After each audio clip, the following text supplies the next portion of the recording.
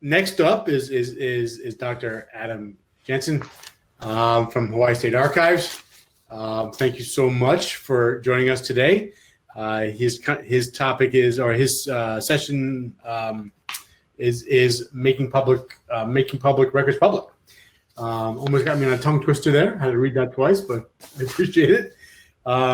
Just so you folks know, Dr. Adam Jensen really has been putting us to task a bit on the Fajr, the target stuff, and and again, we really appreciate it. I think it's really uncovered a lot of things that we didn't know, and we learned a lot, and we're putting our other color scientist friends to task, and everyone's kind of scratching their head, getting creative, and it's unveiling a lot of interesting things. So I appreciate that. Thank you. Now onto this Adam's presentation. Dr. Adam Jensen is the State Archivist of Hawaiʻi. He has a Master of Science from Eastern Washington University in Business Administration and Computer Science, graduate certificates in Intellectual Property Management and Information Assurance, Cybersecurity from the University of Washington, a Ph.D. from the University of British Columbia School of Library, Archival and Information Services. Prior to leading the Hawaiʻi State Archives, he served as the Deputy State Archivist at the Washington State Archives, where he designed and managed the first fully functional state digital preservation system. He has, at one time or another, held the following certificates: CRM, MCP, MIT, and CDIA. Adam, I'm going to, give you the entire stage here. We look forward to your presentation, and let's go. All right, we're going to start with a mic check to make sure you can hear me okay. We hear you perfectly, and we see well, you it's a difficult stage to assume, because following the history factor is never an easy thing. And I will readily admit, I wish I had enough panache to rock the bow tie like Tim does. He does that very, very well. But fortunately, any of you who've been to Hawaii know that we are much more informal, so this is about as dressy as we get these days. So let's see if I can get this working. Well, I got to load my session up. I do apologize in advance if I am a little bit rambling. I am proud to announce that my French bulldog had 5 puppies last night, a week early, so I got about 3 power naps in, so I'm a little bit on the tired side. Hopefully that will work for us, and I'll wind up keeping this within the time frame that we have. So, aloha mai kako, let there be aloha among us. As Peter said, I have the honor of serving as State Archivist and Administrator of the Public Archives of Hawaii. We're a very unique archival institution in that while we are primarily a state-level organization, we are the direct descendants of the Hawaiian Kingdom Archives. Our oldest record dates to 1589. And so we have the honor of protecting the records of 5 successive forms of government. And some of those were rather turbulent transitions. So the fact that we're able to protect that core set of records unmolested back to the beginning of recorded history for the Hawaiian people is just an amazing experience for us. And most of you realize also that Hawaii is actually a chain of islands. And so traveling between those islands is difficult in the best of times. We have no ferry system, so you have to jump on an airplane, rent a car, and be able to drive to the archives in order to come visit the public archives, your records. And the pandemic has really exacerbated that issue n-fold. So it's given us an opportunity to really push to reposition ourselves to make public records public. And that's going to be the focus of our talk today. So we're going to go into a little bit more about who we are. What is it that our kuleana is? What is our responsibility? What is our mission statement? What is the process that we're using to make these public records public? And then why do we go to such extremes? As Peter alluded to, we're getting almost a rabid fascination with hitting Fajr 4. which we didn't quite realize was such a difficult process when we started this whole thing. But we're very, very fortunate that we have our partners at Digital Transitions and Don Williams at Image Sciences that understand what we're trying to do and are working very closely with us so that we can hit that mark consistently, repeatedly, and really be the only institution in Hawaii that can claim that and, more importantly, prove that. So a little bit about who we are. We were legislatively founded in 1905 as the Public Archives of Hawaii, but spiritually, we draw our origin to this gentleman, Robert Crichton Wiley, who was Minister for Foreign Affairs under Mo'i Kamehameha III, Kauikioli, so King Kamehameha III. He realized that the kingdom, having been 20 years into its written history, really needed to centralize and protect all of these records. So even though it wasn't his job, he took it upon himself to collect all of the foreign office that he was in charge, but also the executive, the office of the king, and bring those records together so that he could quickly reference these files for himself. And because he had done that, those records have continued into our custody unaltered. And so we're very, very fortunate because there's just amazing things in there that at a state level, we now have kingdom level correspondence from our head of state to their heads of state. We're the only archives in the US that has royal thrones and a royal crown in our custody.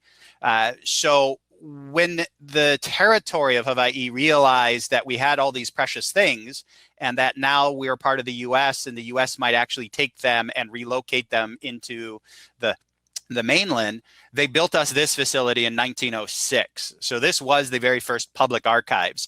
It's also reputed to be the first archival facility constructed by a state government that was specifically a fireproof archival vault. And so they wanted to show that we could take care of the records better than anybody on the mainland, the continent, could. And the issue, though, was by the time this was built, they already realized we're going to outgrow it. So by 1930, they had an extension on the back. And then 20 years later, they realized we'd even outgrown that. So this is our current facility from 1953. So we're now 70 years into this, and we've outgrown this. We're at about 96% capacity right now, which for those who want to keep track is about 14,000 cubic feet of records, 500,000 photographs, 2,500 maps, and the largest Hawaiiana rare book collection in the world. It's about 15,000 volumes of some of the rarest, most expensive publications dealing with early Hawaiian history. So what is it that we do? Well, first and foremost, we are the public archives, and it is our legislative mandate to collect, arrange, describe, and make accessible the public archives. We love that because it is a very vague reference to what it is. What is the public archives? So we've been able to define that for ourselves as meaning any record that concerns the Hawaiian people's identity, property, rights, or history is eligible for preservation in the public archives. And that is not just governmental records. While primarily our collection focuses on the Hawaiian Kingdom, the Provisional Government, the Republic of Hawaii, the Territory of Hawaii, and the State of Hawaii records, we also have over 500 personal manuscript collections of individuals or organizations that have shaped any of those four categories in some way. So for us, we say that the public archives is built on four pillars, and that is identity, property, rights, and history. And it gives us a way of breaking down what can be a very esoteric, vague concept to most people of what does an archives do, and make it directly relatable to them. Because we have a large Native Hawaiian population that is starting to reassert their cultural identity and heritage, we're able to address some of their biggest concerns about who are my ancestors? How do I prove how quote Hawaiian I am so that I can get some of the benefits that are available to me? How do I research my historic land rights and water rights to make sure that we can establish those today? So by taking this 4-pillar approach, we're really able to address different stakeholders in different ways and speak to them at a visceral level that they understand. So it's been a very successful initiative for us. Now, regarding identity records, these are the things that most archives provide to researchers. Genealogists are fairly universally the largest researcher base at archives. So here's an example. We just celebrated the centennial of the World War I armistice. There were over 10,000 Hawaiians who signed up, volunteered to go fight in a war in Europe, which is an absolutely amazing thing, again, considering the political turmoil over the overthrow of the Hawaiian Kingdom and the annexation of the US. Both of those are still being called into question politically, whether that was right and justified and followed correct processes. So the fact that so many signed up to go fight what they felt was a just war, I think is a really interesting statement to the social views of the time. We also have things like the earliest birth records. Because Hawaii transitioned from an oral tradition to a written tradition in the early 1820s, we literally have all of recorded history for Hawaii. And this is some of the earliest records, and it's simply the minister traveling from village to village, overseeing births and recording who was born on what day. This one in particular is from 1841. And then we also have all of the marriage records as well. And so this one in particular won't mean as much to those of you who are not really deep into Hawaiian history, but this is the marriage license for one Lydia Paki to a John Dominus. Lydia Paki probably doesn't mean anything to you, but if you've been to Hawaii, perhaps Queen Liliuokalani will mean something to you. That is the name Lydia Paki was given when she ascended the throne. So this is the last queen of Hawaii's marriage record to a foreigner. And if you see in the lower right-hand corner, it's actually a special license that foreigners were required to get to make sure that everything was on the up and up. They weren't going to marry a local and then leave and take all the stuff with them. So it's a very interesting record that is very personal to so many people. So regarding property records, this is the Buka Mehele, the Book of Division. The very first land titling in Hawaii happened in 1848. Prior to that, the king owned everything and distributed it as he best saw fit. This was the first time that land was actually assigned to others other than the crown. So this is the genesis of all land ownership in Hawaii, which is now some of the most expensive land in the US. That was superseded by royal patents that were much more specific in how they described the property through surveys or from the big rock to the large tree to the bend in the river. And for us, of course, the very awesome, amazing thing about being the public archives, if you look in the royal, lower right corner, every one of these is signed by Kalakaua Rex, so King Kalakaua. The last male monarch of Hawaii in the late 1880s. So the fact that we get to interact with all of this royal writing is just one of the joys of what we do. So regarding rights, naturally, as heirs to the Hawaiian Kingdom, the custodians of all of their records, we have all of the session laws. So here's an example of the handwritten session laws that are also signed by the king and all of his privy council. So every single one of these. As an interesting side note, the Hawaiian Kingdom very early on realized that to function in this new global economy that they were interacting with, they needed to have strong English skills. So every single one of these session laws from the 1860s to the 1890s is functionally bilingual. The Hawaiian version and then the English version, both of which were signed in person. Here is a passport, which is very different than what we consider passports today.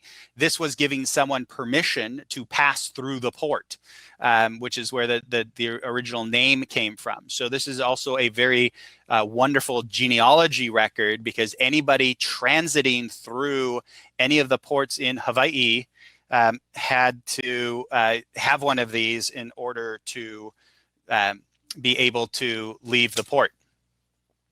So talk about a little bit about the history that we preserve.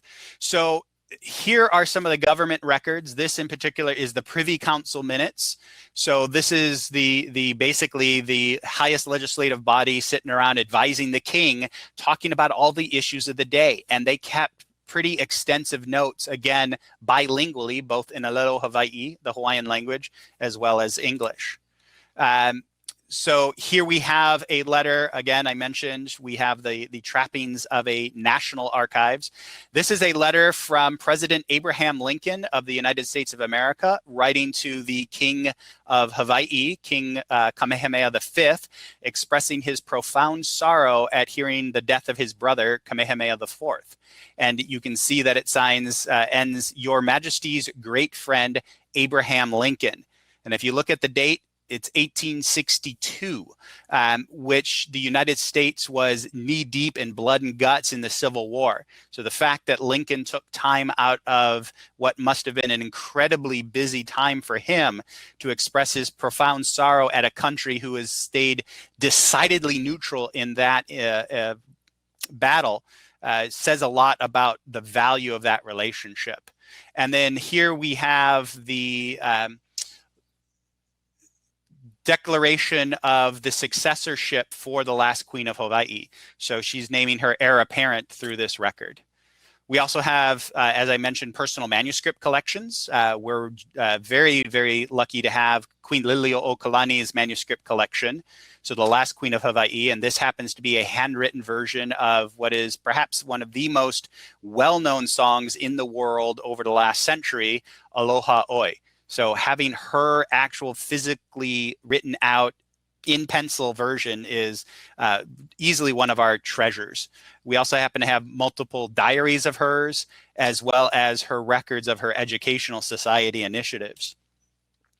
Then, as I also mentioned, we have 500,000+ photographs, as well as over 100 photo albums in our collection. And so it really visually documents the history of Hawaii, all the way from the first electrified palace in the Western Hemisphere to early surfing in Waikiki. You can see Diamond Head in the background, and all the houses, personally owned houses that were on the waterfront. It totally doesn't look like that anymore. And then also the reigning monarchs of the time, Queen Liliuokalani and Queen Kapiolani. And then we also, again, unique to archives, I think, we have over 1,000 artifacts in our collection. So we're really kind of the public archives and history museum, because we have things like the royal coin dies, Republic money. The bottom is the last Queen of Hawaii's personal royal standard that was actually physically struck down on the day of the overthrow and taken by the captain of the U.S. Marines. It was eventually returned to us. So there's a lot of mo'olelo story behind that says so much. And then also the crown. Okay, so I've got 10 minutes left. So the goals of our process is really to authentically reproduce what we have today. We do not do any image enhancement or alteration. We want to capture all the fading, the tearing, whatever it looks like today, but we want to do it at the highest reproducible level, because there's something about that patina that makes an old record look old. So our goal is Fajr 4-star on all of our photographs and Fajr 3-star on all of our documents. We're hitting that pretty repeatedly on the DT Atom. The Versa has proven to be a little more difficult on that, but we're getting really, really, really close. And I think what's unusual, at least for our photo archives, is we digitize the front and back of all of these things so that virtually we can give somebody the folder of photographs and it replicates their experience as if they came in to visit us. So this is what our digitization lab looks like. We think we've done a fairly good job of really focusing this purpose of this room. You can see the atom on the right, the Versa on the left. So some of the things I want to point out is our Atom actually has the 150 megapixel IXH, the newer camera. We did a custom hinge glass plate so that we can help flatten some of the photos that have curved. The computer stand that you see there, there's also a monitor behind the right-handmost light so that they can look directly through their object that they're doing and do live view to make sure everything's centered and squared. And then we also have a 10 gigabyte NAS backbone so that we can very quickly move some of these large files. The Versa is very similar. It's also a 150 megapixel camera, so we have interchangeability if one goes down. Same dual monitors, same 10 gig connection to the NAS. You may note that the walls are 18% photo gray. We actually got a photo gray card, took it to the paint shop and said, give us this color in flat. We wanted to make sure that we controlled light to the extent possible. We have room darkening curtains. We put foam core over all the windows to cut out all of that light intrusion. We took out the bulbs of the overhead lights and then wrapped more of the room darkening curtains around those lights so that nothing would bounce off of it. And then we also used an inclinometer to make sure that we're very accurately positioning the angle of the lights and the distances between all of them. We've also, my head of the scanning unit has done a brilliant job of documenting the process that needs to be followed so that we can repeatedly get these things moving forward. So that includes training not only our 2 full-time staff members, but 6 volunteers, 3 paid interns, and then 2 project staff that filter in somewhere between 10 to 20 hours a week on the machines. And the documentation covers both the capture side as well as the and then what. You know, it's one thing to say, well, we digitized 10,000 photographs. It's another thing to be able to find that needle in the haystack that Chris mentioned in the previous session. So that looks like a 130-page capture manual, very, very visual, and a 75-page how to index manual. So the how to capture includes sections on prepping the photos, and as you can see, she calls out, here's the photo, the folder. How to set up pre-flight so that, again, it's very consistent based on whether it's a positive or a negative, and what the reading values are in the color bars, and then capturing the photos as well. So you can see, again, front, back of the photos, and what to do in this case if you have 2 images that have been glued back to each other. So you've got image 7 on the front and image 8 on the back. You know, what do we do in that situation? So she's tried to cover all the different parameters. And then also how to index the photos. The and then what part we think is very, very important. So the indexing, again, we capture things at the folder level and also the information written on the back of the photo. We don't validate what's on the back of the photo because we don't know who wrote it, but at least we present that as searchable metadata. We let the researcher determine what level of confidence do I want to put into that description. That's on them.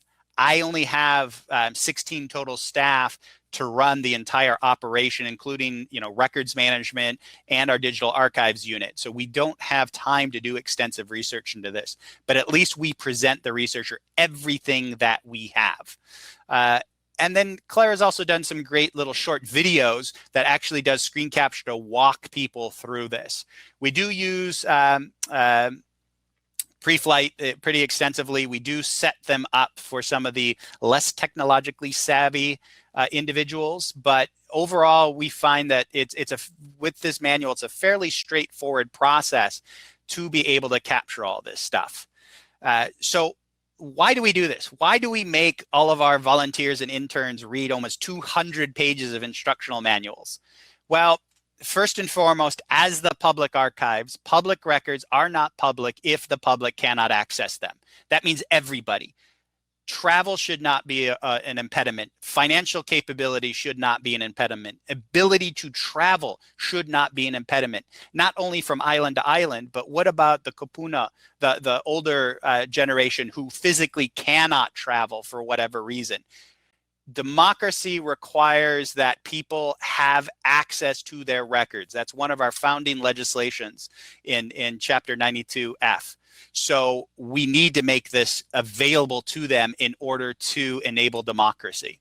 So again, public records aren't public if you cannot get to them. Geography shouldn't be a factor.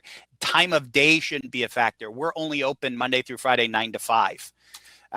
It needs to go online. So our big initiative over the past year during the pandemic has been outreach. I had the fortunate ability or unlucky circumstance of being one of the only people available to come into work during the pandemic lockdown. Governor Ige for 2 months locked down the entire state, only essential travel. Because I'm the administrator and we need to make sure the archival systems are functioning correctly, I came into work every day. Well, no public, no staff, what am I going to do? Well, for 2 months, I digitized our oldest, rarest photographs and was able to digitize almost 4,800 photographs during that time period.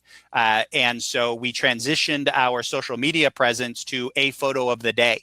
So my team each picks a week, they pick a theme, they pick photos, and we put them online. It has been, I've got about 2 minutes left, just to let Peter not freak out. It's been an immensely successful, low threshold opportunity for us. Given the fact that we've now scanned about 20,000 photographs, we have a large enough pool that it takes a couple of hours to pick your theme, to put them online, to get them scheduled.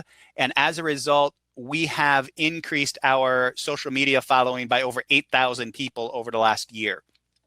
Now, that may not sound like a lot to some people, but do keep in mind our state has a population of 1.4 million, so smaller than most popular cities. So for us, this is an opportunity for us to be able to reach out to our stakeholders, give them incredibly high quality digital versions of things that they do not have the opportunity to see, and foster that discussion. We don't comment ever on our social media posts, but they have started to get their own little cliques together where they go, oh, I know where this is. Oh, do you remember when? Oh, that's Auntie so-and-so. And it's just an amazing experience to be able to connect people to their history and their heritage in such a visceral level that, you know, people come in crying because they saw a photograph they didn't know existed. So it's been a wonderful experience for us. We could not have done this without camera-based operations. Before our DT Versa purchase, we had two 11 by 14 Canon flatbed scanners. And, you know, it takes 6 minutes to scan a high quality version of a photograph. Now we're doing 6 photographs a minute. And the difference is night and day. And to me, most importantly, as an academic, we have demonstrable evidence of the quality of that capture. We can send it through Golden Thread and say, we're Fajr 4, and back that up with hard numbered evidence. So that's kind of what we're doing. You know, we have fun. We do what we do. We love what we do. We're starting to do more virtual archives months and put tens of thousands of pages of material never before seen online, and we couldn't do it without the DT team.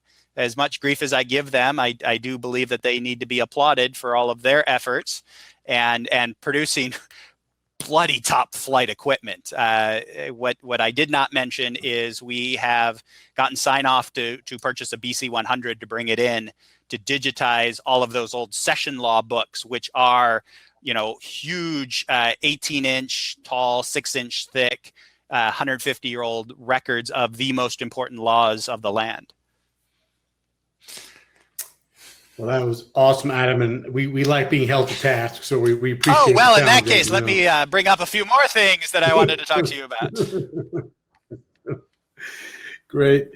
Excellent presentation. I really liked it. I especially love the fact that you're making so much of stuff publicly available through social media and Pictures of the Week. That's just awesome.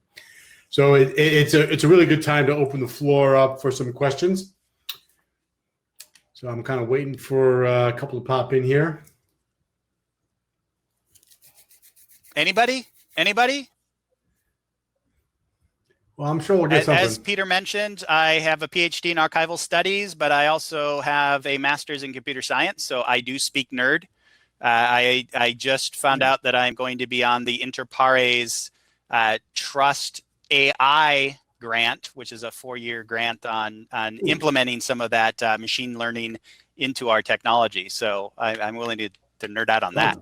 All right, our first question comes in from Matt.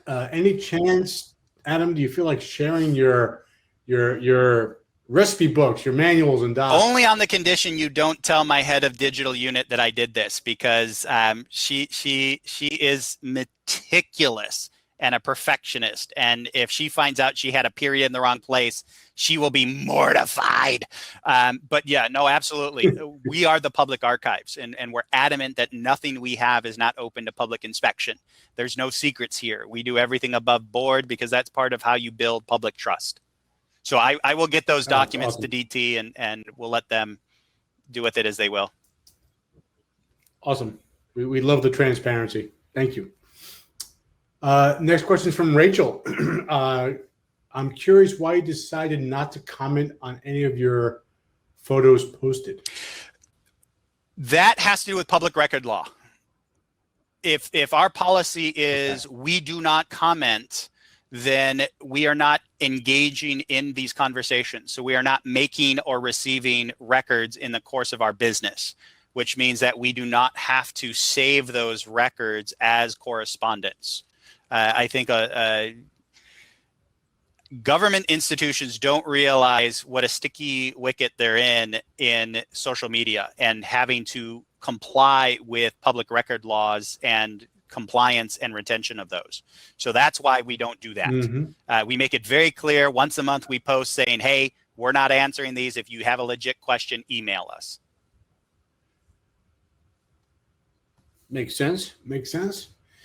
Next question is from JP. Where are the new pups named? Or I'm sorry, what are the new pups named? So you have names for your new doggies. Yes. So because they were born here at the archives, she was actually on her way to the vet for her ultrasound when she gave birth a week early. The names are Hollinger, so we call her Holly. Archives, so he's Archie. We showed some of the land records, so we have royal patents, so we have a royal, and Land Commission Award, which is an LCA, so she's Elsie. So yeah, we kind of nerded out on that. Oh, that's just awesome. That's just awesome. Next question is coming from Nathan. Any plans on transcribing content of, I guess, handwritten letters, captions? Very interesting question, and the short answer is no. We don't have staff. We can either make 10,000 more pages accessible or 100 pages of transcription. What we are doing is, for I think the first time in our history, is really taking our multi-language responsibility seriously. So all of our finding aids, all of our series description, folder level descriptions are all being translated so that you can at least do your meta searches in your language of preference. Interesting. This is from Peter, not me. What was involved by digitizing 4,500 images by yourself? 8 hours a day, 5 days a week for 2 months, and wrist splints, because I was giving myself carpal tunnel from repetitive stress syndrome, going from being a manager, which means I don't do anything all day, to being a line person. And it was, the reason we were able to do so much production is I had zero distractions. It was just me. Wow. I would set up all the boxes on a cart, sit down, and literally 8 hours a day do nothing but image, flip, image, flip, image, flip. And the post-processing tools from Capture One are powerful enough that we're able to automatically rename, de-skew it, and we didn't do any despeckling or any of that. So that end of it was non sequitur. So it went fairly smoothly. Awesome. Wash, rinse, repeat. Next question is from Scott. Do you have good climate control in the collections and imaging area? Is humidity an issue? Lord, brother, is it? we are probably one of the most hostile environments on the planet for preservation of records. Heat, humidity, and bugs. Oh my goodness, this place would be a jungle if we didn't cut the grass every day. We're fortunate that we just went through a $1.5 million HVAC upgrade. So they gave us dual systems, failovers. We're able to hit 60 degrees and 50% relative humidity, plus or minus 2 points, 24/7. And the backup generator is going in this year. So even if we lose main power, we should have several days worth of juice to be able to keep that moving. It sounds like the Fajr 4-star of HVAC. Pretty much, yeah. Next question's from Katie. When did you make the switch from flatbed to DT systems? What was the transition like? So what really drove us was the fact that our book scanner, which was, I'm absolutely blowing the name on it, but the flatbed scanner would lower down onto the book cradle to be able to scan. It was 15 years old, the power supply was failing, and we couldn't afford to fix it anymore. So we needed a new solution to be able to digitize the books because, again, land, legal, really important here. Native Hawaiian rights are really becoming a serious issue. So we have to provide access. We can't flip it over on an Epson and scan it upside down. So we needed something. So we put a request out, a PO, RFI, and DT had the strongest solution. They were the only ones that could hit our megapixel DPI requirements and would commit to being Fajr compliant. So for us, that was an easy deal. We got that 2 years ago. Loved it so much. Last year we bought an Atom. This year, end of budget, we're buying a BC100. So it took about 6 months for my staff to be comfortable cutting the umbilical cord and letting the flatbeds go. We've now gotten to the point where we're actually loaning the flatbeds out to other smaller institutions on island. We haven't powered them up in almost 2 years. The camera-based operation is so much easier and, oh my Lord, so much faster. Yes, they are god-awful expensive, but the quality and the speed versus the manpower, the staff power being put into it, the ROI on it is unquestionably in our favor to move into that direction. Mm-hmm. Thank you. Okay, I'm hoping to be a little selfish and throw a question at you, but I'll keep going with the attendees first. What's your DAM system? So now we're talking my language. Yes, it's developed in-house. I have 3 programmers on staff. And effectively, we are implementing my dissertation research on best in case how to authentically preserve digital records moving forward. If anybody needs some insomnia curing reading material, I can also get you a link to that dissertation and all 470 pages of it. Oh, sorry, I put myself to sleep talking about it. All right, I'm gonna throw my question here for the last. Since you have such rich culture where you are and such deep history, have you ever considered crowdsourcing for descriptive metadata? No. Yes.